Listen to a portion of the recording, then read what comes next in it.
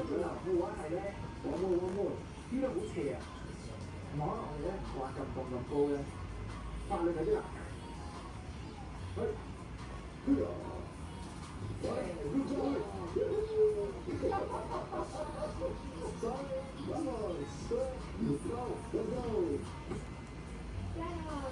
，OK 嘅，真係高啊！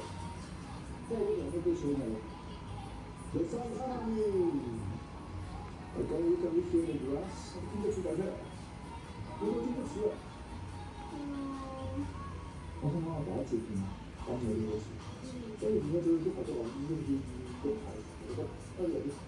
所以而家咧有好多人會覺得啊，點解會食佢哋啊？其實佢哋可以揀嘅食物其實唔多㗎，呢啲對於放佢哋嚟講，其實養又好容易㗎。好討厭啊！習慣喺沙區生活嘅區塊人會諗盡方法令到沙從每一樣嘢，呢啲咁大隻嘅人咧都唔係，因為以前區塊人嘅沙都係要用嚟做㗎，佢哋稱之為當呢度嘅溫差可以有成50度，佢哋呢件披風咧就可以防風防雨又保暖，而且斗篷嘅設計都方便佢哋從事做陸務或者放牧嘅工作。